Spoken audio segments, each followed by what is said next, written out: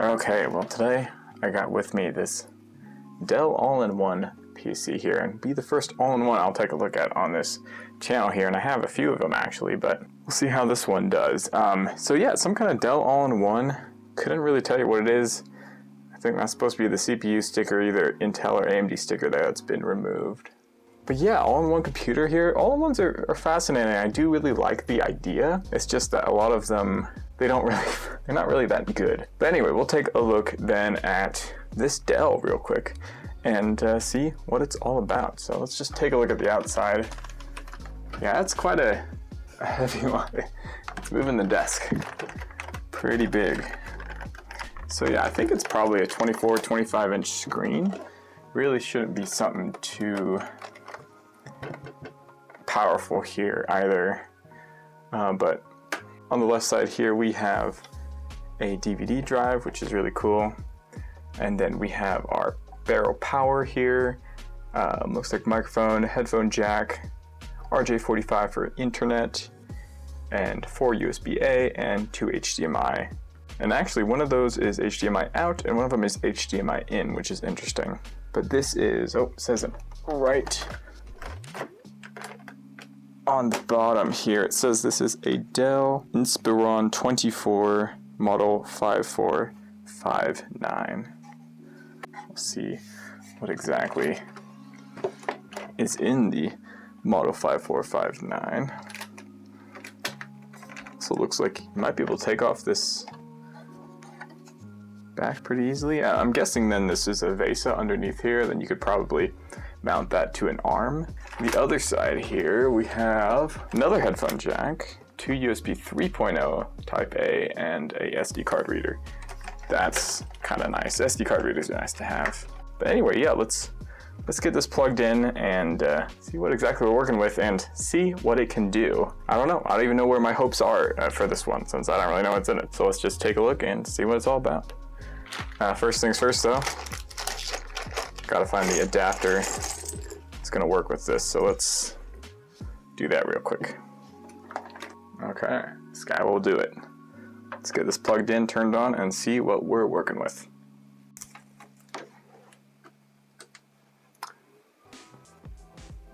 Alert, a 0-watt AC adapter has been detected, which is less than the recommended 90-watt.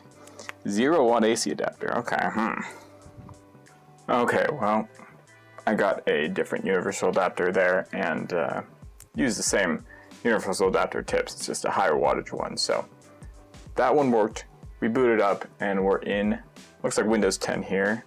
This is a touchscreen, so that's kind of cool. Let's see what we're working with. Let me get a keyboard still. Alrighty, let's take a look at the info on this and see what exactly we have. Interesting, we're on Windows 10 LTSC. That's cool. Okay, so another long-term service contract Windows 10 installation here. So this will be good for another 10 years or so and is still supported. LTSC is still supported by Microsoft, like I said, for another 10 years. So that's really cool. And actually here we have device specs as well. We have the i7 6700T and 12 gigs of RAM. So unfortunately this can't upgrade to Windows 11 since the minimum for that is an 8th gen Intel processor, I believe. So that's interesting, but let's just open up Task Manager here, see if we have anything else. Maybe a dedicated GPU, though I highly doubt it. And I believe too that i7 6th gen i7 is probably a quad core, and if we're lucky, 4 cores, 8 threads, so I don't think it's a whole lot that we're working with here really, but maybe. Okay, yes, we have, yep, the 6700T, and that is a 4 core, 8 thread there as well. Let's check memory, 12 gigs of DDR3, and they're at 1600 megahertz. And we have a VESKey 128 gig, I guess, hard drive. It doesn't say SSD specifically, so it's probably a hard drive. And we're running on Intel HD graphics 530, which is, of course, not very good, but at least that's something, right? Well, cool. How about then we take a look at the insides here real quick. I'll pop open the back and see how it's all kind of set up. Then I'll pop in my testing drive, which already has stuff pre-installed, and we'll just use this to do a little benchmarking with a few games, and we'll probably run the 3D Mark 05 as well and see how that does in there. So let's just get to it. All right, well, I believe the first step then is to remove the stand here and get that out of the way. So let's see what we can do there.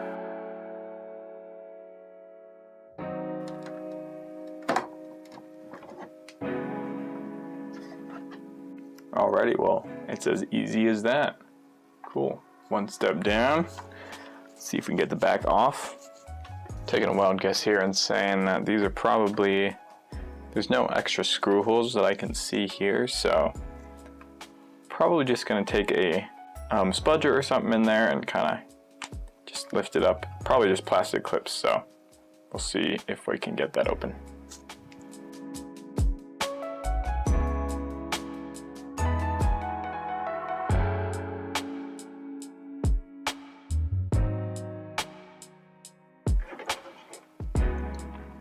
Okay, well, that's just a big piece of plastic there. Oh, and some metal backing. Okay, cool. Well, there is our fast-key SSD. I was wrong, it was not a hard drive, but an SSD. And we have our DVD drive there, a blower fan for our CPU. That is just the secure for the stand.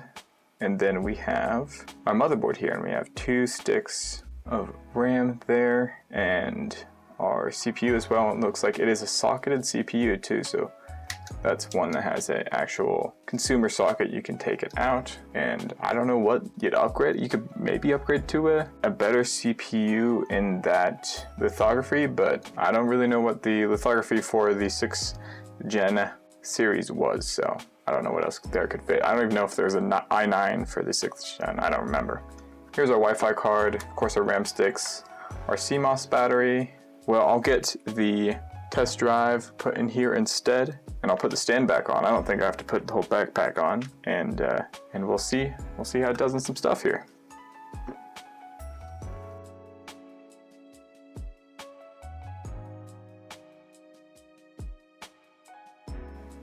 And on a quick side here, I just saw this myself, but this back plate here you can see. So of course this is oriented the other way around, so this side would be on the right when it's facing down. And there's no screw holes that come down from here or anything.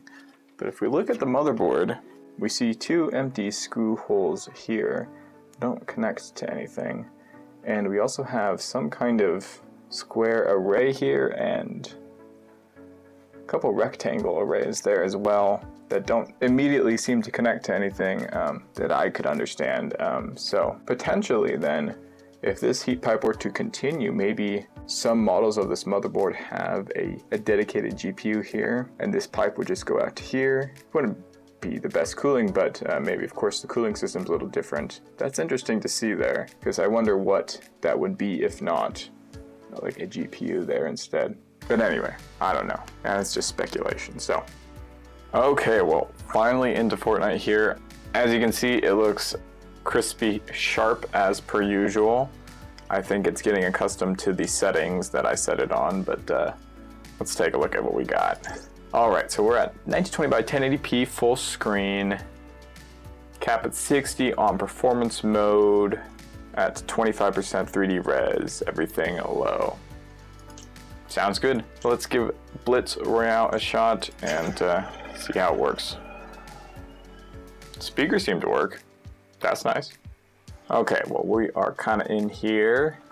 In my experience, Fortnite takes a couple of drops to kind of get going, so the first drop frames are probably not going to be very good, and we might be able to even turn up the 3D res the more drops we do, or at least maybe on the second one. It's kind of got like load in the map assets on the first drop or something like that, so we shall see. But yeah, it looks horrible right now. Let's see what we can do with that. kind of make out somebody there.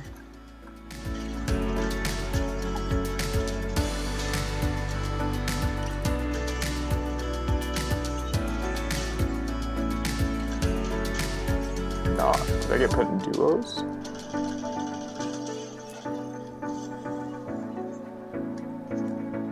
But yeah, we're getting about 60 at this 25% 3D res, so I wouldn't play like this. But yeah, we're getting about 60 for the most part. We did definitely get dips into the 20s and 30s there, like that says there, so it's not amazing. But apparently it's still playable, at least on an amateur level here. Because somehow I am actually killing people. Probably bots, but, you know, I'll take a win where I can. I think that's somebody right there. Yep.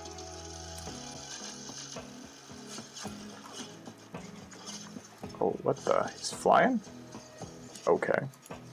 Well, let's do another drop and see if maybe we get improved frame rate here. And then maybe we'll turn up the 3D res a little bit to try to get a better viewing experience. Alright, second drop, let's see what we got. Oh, it is duos. I'm paired up with somebody. I, first of all, didn't even know that was a thing for Blitz, and I did not mean to choose that, so I'm going to let him down here. Nice, he got him. Okay, I'm going to check settings here, see if we can maybe turn up 3D res to 50% if I'm being optimistic there. Okay, this definitely looks a lot better, and right now we're getting about 40-50. We're not in a firefight or anything, though. We did just get a drop there, I saw.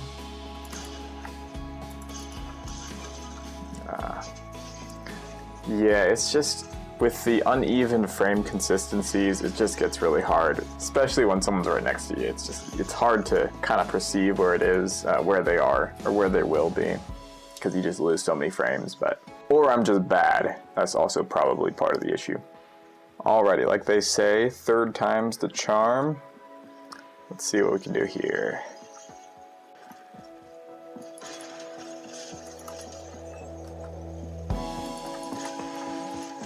Ah, she got me. That's okay. Well, you know, through those 3 runs or so, it seemed to run about, I'd say 40 FPS, 40-50, with dips into the 20s, so I wouldn't enjoy it, and I would not call this playable. But technically, if you wanted to, you could play, so there's that. Let's try Rogue Company here while we're at it, since I already have that installed. Might as well give that a whirl.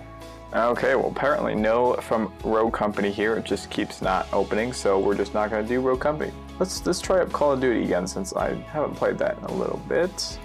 This is Call of Duty Game of the Year from maybe 2003, so not a new Call of Duty. Alright, so we're in Call of Duty. This is the Game of the Year. Actually, while I'm thinking about it, let's start Fraps here. If we can. Yep. Alright, so we're getting about 60 FPS here, and let's just check settings. Graphics. Okay, I think we are now at max high settings here, so let's see, we're getting a lock 60. And really we should, since this game is from about 2002, 2003, I think. This is the original Call of Duty, so I think this is the original Call of Duty. But yeah, let's see how it does as we play a little bit here.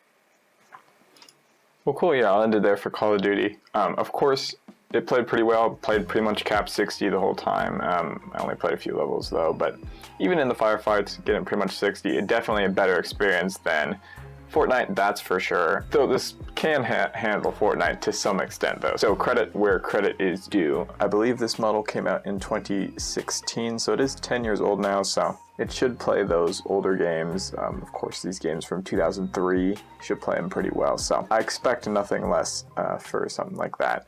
But yeah, it was interesting taking a look at it and messing around with it a little bit, seeing what it can do. I'm excited to take a look at the other ones I have here eventually and see how those stack up to each other. That about wraps up today's video. Make sure to like and subscribe and comment whether you'd pick something up like this yourself. All-in-one PCs, I know they're not for everybody, but if you were to find one of these for fairly cheap, maybe you should try it out. I don't know, you might get a kick out of it. Anyway, thanks for watching. I will catch you next one. See ya.